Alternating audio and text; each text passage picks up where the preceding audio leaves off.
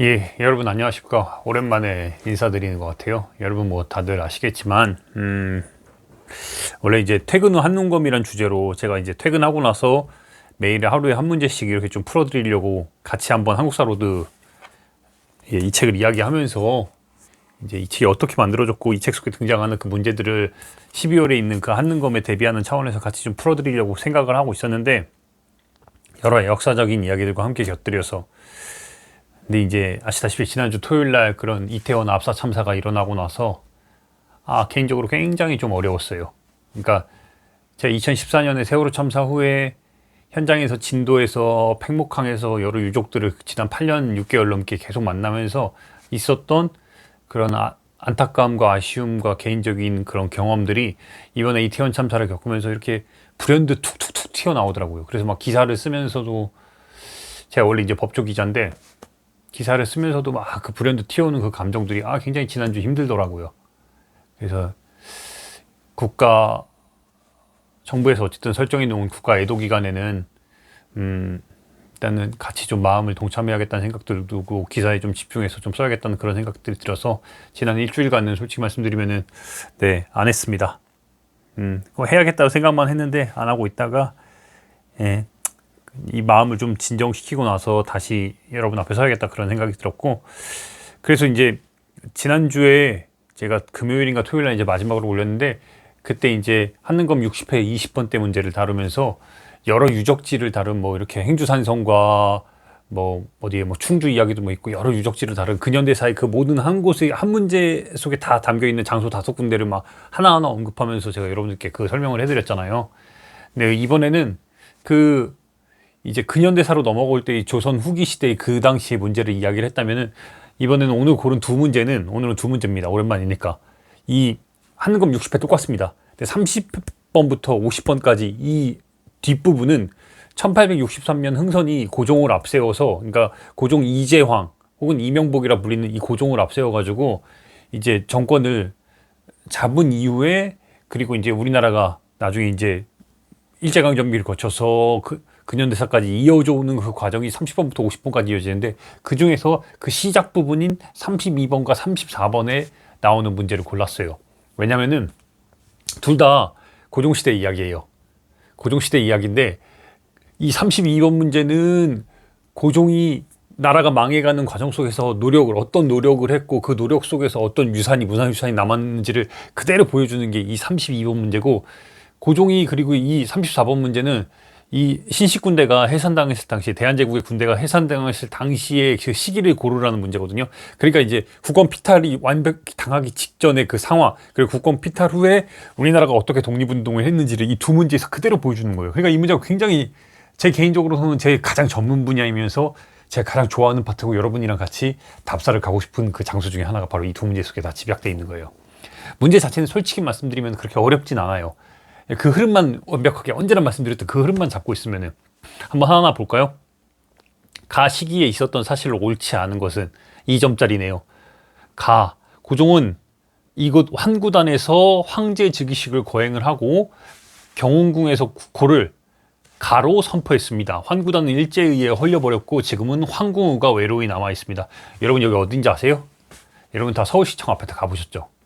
그 서울시청에 가면은 서울 광장이 있고, 그 광장을 기준으로 해가지고 맞은편에 여러분 대한문이 있고, 그 대한문 너머에 여러분 뭐가 있어요? 덕수궁이 있고, 그 덕수궁이고 좌측으로 이렇게 이어진 길이 뭐예요? 그쵸, 정동길이죠. 근데 사람들이 대부분 그쪽은 아는데, 이 서울광장을 뒤쪽으로 이렇게 뚝 돌아보면은, 을지로 방향으로 여러분 돌아보면은 을지로 우측으로 여러분 뭐가 있어요? 바로 이 건물이 있어요. 이게 뭐예요? 황궁우죠. 그래, 맞아요. 그 황궁우를 기준으로 여러분 뭐가 있어요? 그 우측에 스타벅스 바로 뒤쪽에 웨스틴 조선호텔. 맞아요, 그거예요. 원래 지금의 그 웨스틴 조선 호텔, 그러니까 명동으로 넘어가는, 명동 이쪽으로 가면 을지로고 일로 가면 명동인데, 그쪽으로 여러분 다른 길목에 고종이 1897년에 이제 아간파천을 끝내고 러시아에서의 공사관에서의 피신 생활을 끝내고, 이제 마침내 내가 이제 이 조선의 황제국으로서 만방의 제국의 이 나라가 제국의 나라임을 선포하겠다면서, 이제 아간파천을 끝으로 해가지고 돌아와서 대한제국을 1897년에 선포를 하죠. 그 장소가 여러분 어디예요? 여기에요. 황궁우와 황구단. 근데 애석하게도 지금 문제 속에 여러분 드러난 대로 뭐가 있어요? 뭐만 남았어요? 이 황궁만 남아있어요. 이 자리만. 그 문 이렇게 서울시청 뒤쪽으로 살짝 문을 지나서 바로 올라가면은 이 옛 모습 그대로의 이 황궁구가 남아있습니다. 이 황구단은 그러면 어떻게 됐어요?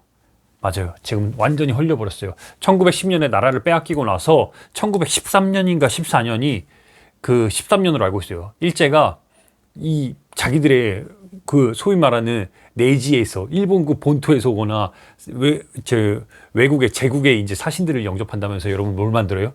호텔을 만들어 버린 거예요. 그 자리에다가 이 황구단을 없애버리고 거기에 호텔을 올린 거예요. 여러분 그 호텔이 지금 뭐예요? 조선 호텔이에요. 그러니 이 역사 이곳의 현장에 가면은 그 당시에 고종이 어떤 이 뭐랄까 이 황궁과 황구단을 통해서 고종이 과연 왜 대한제국을 만들려고 했는지 그 대한제국을 선포하고 감히 칭제권언을 그러니까 선언한 그 이유를 이곳에 가면 그 아릿한 현장이 서울시청 그 한복판에 여러분 느낄 수가 있는 거예요. 그리고 일제가 만들어 놓은 그 호텔이 나중에 어떻게 해서 조선호텔로 변경되는지 그 우리나라 가장 최고급 호텔이라 불리는 그곳으로 변동됐는지 이 모든 역사가 이 한 곳에 다 집약되어 있는 거예요. 물론 덕수궁을 들렸다 정동궁을 들렸다가 거기 중명전을 들렸다 여기까지 가는 코스가 굉장히 유의미하게 재미있는 코스입니다. 여러분들 꼭 가보셨으면 좋겠어요. 이 문제 자체가 제가 왜 쉽다고 얘기를 했냐면은 1897년 그래서 우리 현대사에 있어서 굉장히 중요한 해예요. 1897년을 기점으로 해가지고 기존의 조선이란 나라는 아예 사라져버렸고 대한제국이 만들어진 거예요. 근데 우리는 다 이제 통칭해서 조선이라고 이제 말을 하는데 엄밀히 따지면 기존까지는 왕이었던 조선이 왕의 나라였던 조선이 뭐가 됐어요? 여러분 황제의 나라가 된 거예요. 그래가지고 이제 저희 고종이 여러분 광무개혁 광무라는 자기의 연호도 만들고 그렇게 해서 이제 황제국으로서 칭한 거죠. 근데 문제는 뭐냐면은 그냥 혼자 그러니까 노력은 했을 때 그 노력을 위한 실질적인 개혁 작업들이 굉장히 부족했어요. 그러니까 나 오늘부터 나 이제 황제국이야 이렇게 선포는 하는데 그 주변에 당시에 있던 제국들이 인정을 안 해줘. 그러니까 이거 완전히 그냥 혼자 말 그대로 우물안 속에 그 개구리처럼 그렇게 혼자 외쳐낸 그런 안타까움이 있었던 거예요. 이 바로 비운의 장소가 여긴데 한번 볼까요? 1897년에 고종이 이 황구단에서 황제즉위식을 하고 나서 여기서 이제 만방에 전 세계에 내가 이제 황제로서 이거를 칭한 거예요. 그러니 그 시기에 있었던 1897년 이후에 있었던 일들은 정답이 아니겠죠. 그 이전에 있었던 일들이 정답이겠죠. 볼까요? 대한국 국제를 반포했다. 이게 1899년에 있었던 일이거든요. 대한국 국제가 뭐냐면은 이게 일종의 헌법이에요. 그러니까 헌법인데 제국의 헌법을 발표한 게 바로 대한국 국제예요. 근데 애석하게도 여러분 뭐냐면은 고종은 아간파천을 겪으면서 이제 제국의 힘이 어마어마하게 거세다는 거는 고종도 느끼고 있었죠. 이미 흥선을 1873년에 내치고 나서 이후에 이제 10년 동안 이모군란 전까지 이모군란 1882년까지 자기 나름대로 민씨 일족과 결탁을 해가지고 나름대로 친정을 하긴 하는데 그 사이에 여러 이제 그 외세의 힘을 봤단 말이에요. 그러니 그 외세에 맞서가지고 자강의 힘을 기르려고 나름대로의 노력을 해요. 그 나름대로의 노력의 그 결정판이 바로 이 대한제국의 선포인데 문제는 대한국 국제 이 헌법 속에서도 민을 믿거나 뭔가 민에 의해서 국민에 의한 뭔가 우리가 국민과 함께 하나 된 모습으로 이 나라를 뭔가 변모시키겠다는 그런 게 아니라 그냥 명문화된 법을 통해서 내가 이제부터 완전히 황제니까 너희들은 다 내 뜻에 따라라. 이런 그냥 일방적인 법을 아래로 그냥 해온 거예요. 그러니 여러분 이게 얼마나 이미 제국의 침탈이 일제가 무서워서 일본이 무서워가지고 왕이 이미 아간파천을 한 상황 속에서 이 대한국 국제가 얼마나 실효성이 있겠어요. 민으로부터의 외면이 일단 있었고 두 번째 국제 정세 속에서 외면을 당연히 받고 이 당시 조선의 말을 대한제국을 실제로 막 드렸던 그 일제로부터의 외면을 받은 상황 속에서 이 대한국 국제가 과연 얼마나 실효성이 있겠냐는 거예요. 그게 안타까울 뿐이고 두 번째 이 황제 직속에 원수부를 설치했다. 여러분 원수라는 말 속에 뭐가 있어요? 우리가 보통 그 어디 국군의 수장이나 나라의 가장 높은 위치에 있는 사람은 원수라 부르잖아요. 같은 뜻이에요. 그 고종이 하나의 권력을 하나로 집약시키기 위해서 대한국 국제 반포와 더불어 1899년에 뭘 했어요, 여러분? 원수부를 만들어가지고 이 권력을 하나로 모았어요. 이게 바로 원수부를 설치해가지고 이 지금 대한제국 후에 만들어졌던 게 바로 이어지는 거고 이범윤 이 사람이 참 중요해요. 간도관리사를 파견했다. 이게 1902년인가? 네, 1902년일 거예요. 그쵸. 1902년. 이범윤이 왜 중요하냐면은 이범윤은 굉장히 고종이 아끼던 신하였죠. 그러니까 이 아끼던 신하가 간도에서 이 압록강과 두만강을 넘어서 여러분 간도 지방이 어디예요? 엄밀히 따지면 우리 조선인들이 올라가가지고 여기 땅을 개간해서 청나라의 영역이라고 알려졌지만 백두산 위쪽으로 해가지고 그 간도 지방이 형성돼 있거든요. 근데 여기 우리나라 조선인들이 19세기 말부터 해가지고 어마어마하게 올라가가지고 막 수만 명이 올라가서 실제로 청나라 영역이지만 여기서 관리를 하고 여기서 땅을 일구고 농사를 짓고 살던 사람은 다 조선인이었단 말이에요. 수만 명이. 근데 여기 영토 분쟁이 일어나. 청나라라. 그러니 실질적으로는 우리나라에서 살고, 그리고 여기 나중에 제가 언젠가 얘기를 해드릴게요. 숙종 때 여기에 이제 그 땅을 백두산 정계비를 세워가지고 실제 조선인들의 영역이 어딘지를 이제 나누는 그 정계비가 이 간도 지역에 이제 있는데, 토문강이라 그래가지고 그건 제가 다음에 숙종시대 그 토문강 이야기 나올 때 한번 얘기를 해드릴게요. 아무튼 실질적인 관리 차원에서 이 이범윤을 올려보내가지고 1902년에 올려보내서 간도 관리사로서 행정을 우리 쪽으로 편입시키려고 고종이 나름대로 노력을 해. 왜? 우리 국민들이 실제로 거기 가서 영역을 했으니까. 근데 애석하게도 여러분 1902년에 이범윤이 올라가서 실질적인 역할을 하려고 하니까 청나라 입장에서 당연히 반발하고, 여러분 일본 입장에서 어떻게 생각해요? 이미 국권을 거의 우리가 다 거의 빼앗긴 상황이었는데 일본 입장에서 반발하고, 그리고 결정적으로 여러분 무슨 일이 일어나요? 1904년에 러일 전쟁이 일어나죠. 이미 그때부터 이 러일 전쟁의 계획으로 일본이 완벽하게 조선에 대해서 완전 이제 뭐랄까요, 침탈을 완벽하게 이제 쥐어짠 거죠. 이게 거두게 됨으로써 이범윤은 여러분 간도 관리사로서의 역할을 이제 그 이후에 못해요. 그때부터 여러분 이범윤은 어디로 가요? 러시아 블라디보스토크로 간 거야. 이때부터 러시아 지역에서 이범윤이 여러분 간도 관리사였던, 고종의 이 밀명을 받고 올라갔던 이 이범윤이 여러분 뭐래요? 그 유명한 권업회의 실질적인 수장으로 등장을 하는 거예요. 그리고 1920년대의 독립전쟁과 1930년대 이범윤이 1940년에 돌아가시는데, 그때까지 여러분 어떻게 해요? 이 간도관리사로 임명됐던 이범윤이 그 노구의 몸을 이끌고 이 러시아 노령 지방에서 독립운동을 이끄는 한 명으로서 자리매김한다는 거예요. 굉장히 멋있는 분이죠. 예. 나중에 그런 대한제국의 마지막 관리로서 한편으로는 독립운동까지 이어가면서 실질적인 일본에 직접 대항을 했던 그 인물이 바로 이범윤이에요. 우리가 놓쳐서는 안 되는 인물. 제가 언젠가 기회가 되면은 이범윤과 관련해서 제가 좀 한마디를 더 길게 얘기를 해드릴게요. 왜냐하면 이범윤의 집안 자체가 그 우리나라 독립운동사에 뿌려놓는 게 흔적이 너무 많아. 지계아문을 설립해서 지계를 발급했다. 이것도 여러분 왜 중요하냐면은, 결국에는 나라가 융성하려면은 군대도 신식군대로 만들어줘야 됐고 권력도 하나로 모아야 되지만 결정적으로 나라가 부강해야 돼. 그래야 군대를 모으든 뭔가 힘을 모으든 할 거 아니에요. 이 지계하면은 뭐예요? 실질적으로 나라가 여러분 어떻게 부강하려면 세금을 제대로 걷어야 될 거 아니에요. 그러니 고종이 한 일이 뭐예요? 19세기 말 20세기 초에 여러분 넘어가면서 토지 전수 조사 작업을 한 거예요. 그래가지고 실질적으로 땅을 가진 사람들을 한 명 한 명 다 정확하게 함으로써 세금을 정확하게 매기고, 그 세금을 통해서 부를 하나하나 다 축적해서 나라의 부강함을 만들려고 했어요. 그 작업 속에서 이 토지조사 작업을 저희 대한제국 차원에서 한 게 이 지계함을 설립해가지고 지계 말 그대로 땅에 대한 권리를 각각의 자영농가 뭐 거기에 양반들에게 부여를 한 게 바로 이거예요. 지계함은. 그럼 정답은 여러분 뭐겠어요? 5번이네요. 통역관 양성을 목적으로 동문학을 설립했다. 이게 엄밀히 따지면 고종 동문학이 여러분 멀리 있었던 그게 아니라, 이 당시에 여러분 이 흥선 이후에 1863년 이후에 이 당시 문제가 어려운 게 바로 이거예요. 왜냐면은 제가 말씀드렸던 1897년에 대한제국이 설립되고 그 이후에 이제 나라가 망해가는 과정 속에서 고종이 나름대로 노력을 했다고 말씀드렸잖아요. 이 통역관을 양성을 목적으로 동문학을 설립한 것도 이것도 마찬가지로 고종시대 이야기예요. 근데 이건 언제예요? 1880년대 초야. 그러니까 1876년에 강화도 조약이 일본과의 처음으로 이제 여러분 뭐 강화도 조약, 조일수 통상 조약이 처음으로 이제 강화도에서 1876년에 일어나고, 우리가 여러분 놓치지 말아야 될 게 뭐냐면은 1873년에 드디어 고종이 친정을 하고, 그로부터 3년 뒤에 조일수 통상 조약, 소위 말하는 이제 강화도 조약이 성립이 되고, 그리고 여러분 처음으로 외세와 그 뒤에 이제 조약을 맺는데 그게 어디예요? 미국이에요. 예, 1882년. 그러고 나서 근데 이 과정 속에서 여러분 서양의 열강에 소위 말하는 영국과 그 당시 가장 19세기에 해가 지지 않는 날 가장 강성했던 영국과 이제 우리가 전쟁을 했던 법국 프랑스와 그다음에 러시아 아국이라 부르는 러시아 러시아, 그리고 덕국이라 부르는 독일, 소위 말하는 세계의 열강들이 막 조선으로 막 밀고 들어오는데, 문제는 여러분 뭐였어요?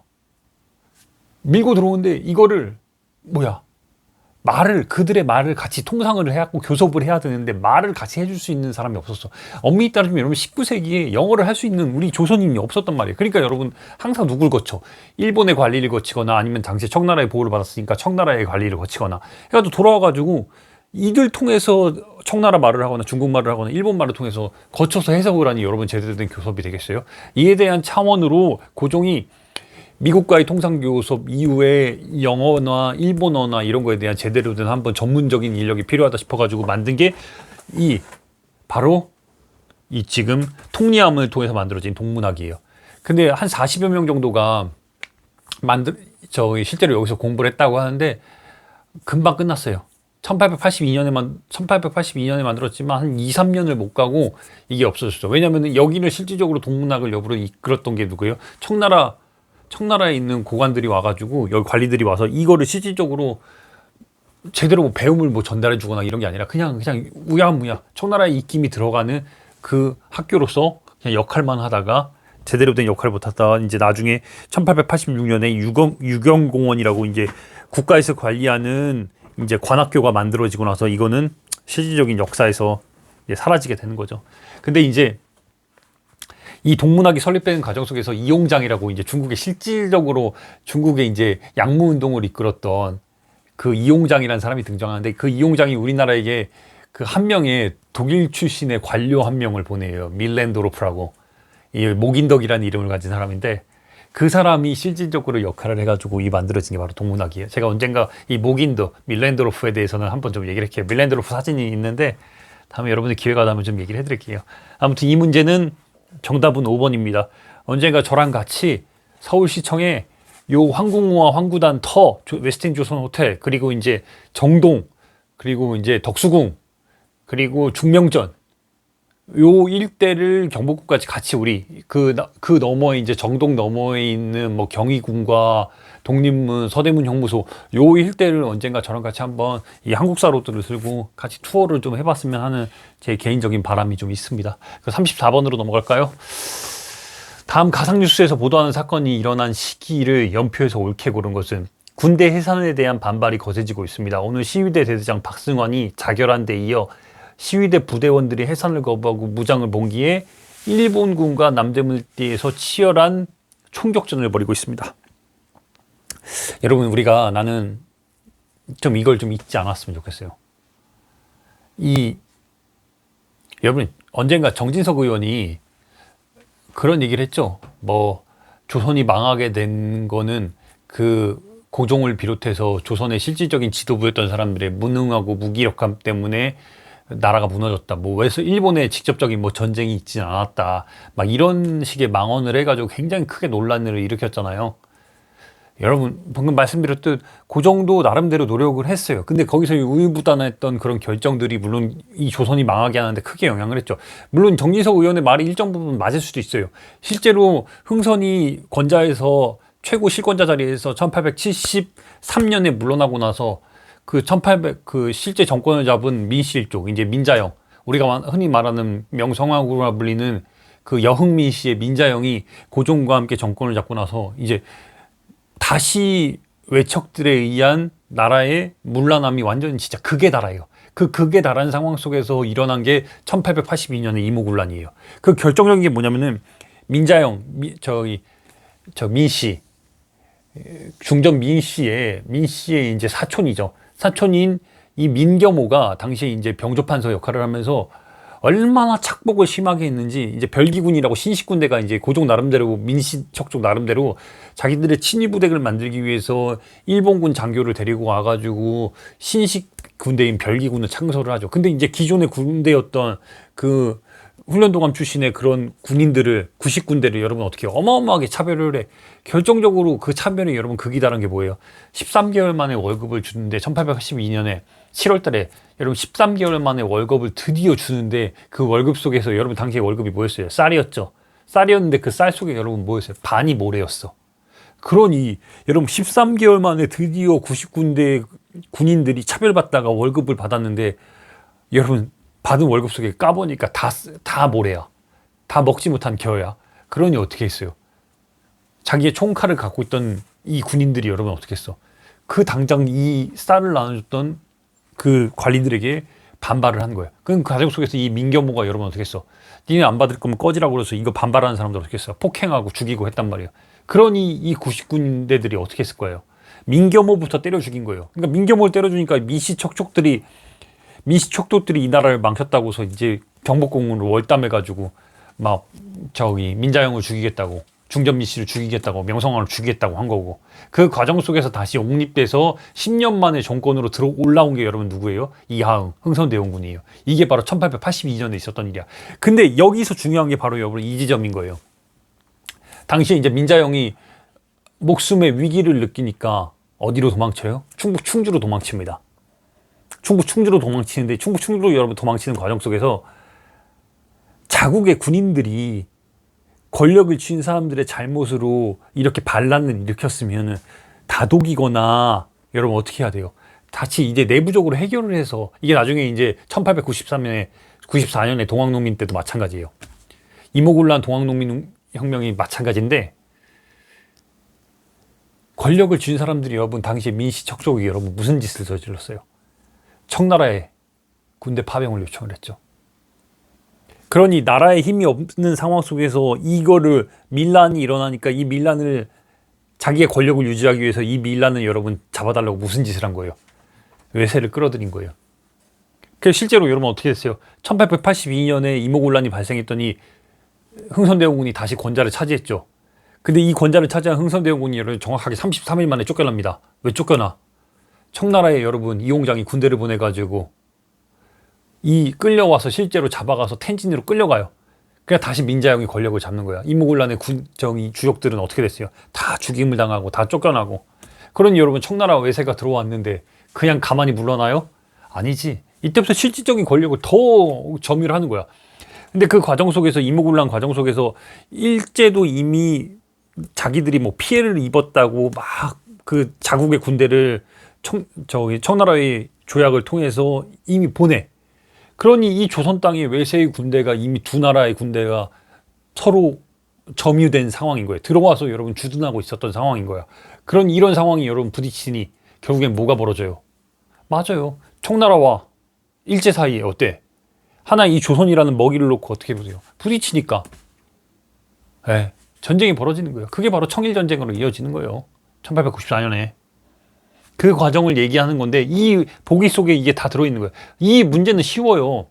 이 문제는 왜 쉽냐면은 박승환이라는 대대장이 실제로 군대가 해산되고 나서 자결을 하고서 이 당시에 부장이었던 박승환의 바로 밑에 있던 예관 신규식이 드디어 등장을 해서 대한문 앞으로 자기의 부하들을 이끌고 와가지고 여러분 어때? 총을 들고 일제에 맞서 싸우는데 일제의 그 기관총 앞에 다 무너져 내려. 그래서 이게 이제 예관 신규식의 탄생을 결정적으로 알리는 그 직접적인 계기가 된 건데, 그건 제가 다음에 예관 신규식 얘기할 때 좀 해드릴게요. 이 정답은 왜 쉽냐? 박승환이 죽은 해만 알면 쉬워. 우리나라 군대가 해산되는 해만 알면 쉬워. 그게 언제야? 1907년이야. 그럼 우리나라의 군대는 왜, 신식 군대는 왜 해산됐을까? 고종의 마지막 발악으로서 여러분, 이 고종이 실질적으로 왕의 자리에서, 황제의 자리에서 물러난 게 1907년이야. 여러분, 그러면 1907년이 여러분 뭐가 있었어요? 헤이그 특사예요. 그 헤이그 특사. 그 네덜란드 헤이그에서 제국들이 모여서 마지막에 이 열강들이 어떻게 하면 이 나라들에 대해서 전 세계의 흐름을 잡고 이제 회의를 할지를 해. 그래서 여러분 고종이 그 헤이그 특사 3인을 이상설 그리고 이중열사, 검사 출신의 이중열사 그리고 이휘종 선생을 어디로 보내? 네덜란드 헤이그로 보내서 마지막 열강들에게 우리가 조선의 독립을 바란다고 외친 거예요. 근데 이미 1905년에 여러분 을사늑약을 통해서 이미 우리는 외교권을 빼앗겼어. 그리고 외교권을 빼앗긴 상황 속에서 고종이 마지막 외교적인 행사를 하니 그 자리에서 버티질 못하고 내쫓아버린 거예요. 근데 그 과정 속에서 고종에게 마지막 정말 지푸라기처럼 남아있던 것이 그게 뭐예요? 대한제국의 신식군대였어요. 그러니 어떻게 했어요? 일제가 이 신식군대를 해산시켜버린 거야.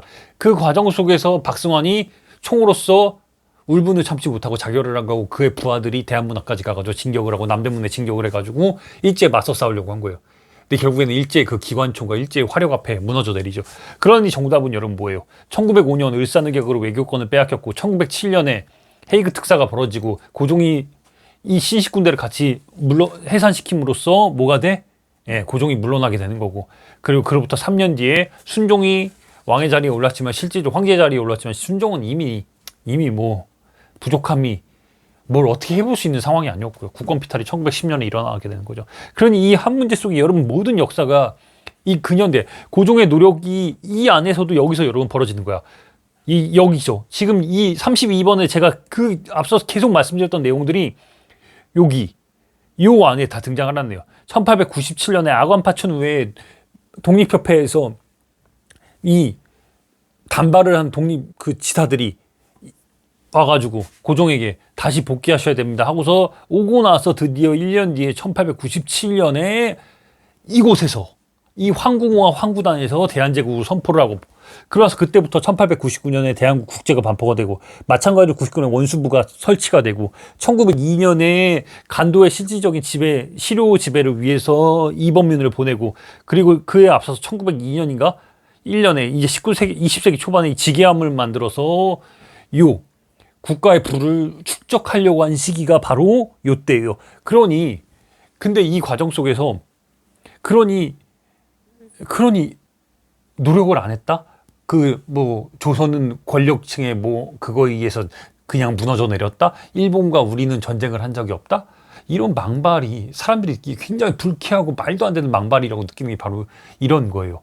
이 문제 속에서 다 드러나는 거야. 흐름 속에서 보면. 근데 실제로 여러분 일본엔 침탈이 없었을까? 아니라는 거예요. 이미 점유를 하는 과정 속에서 어마어마한 이런 격전들이 있었고, 이 뒤에 여러분 무슨 일이 일어났어?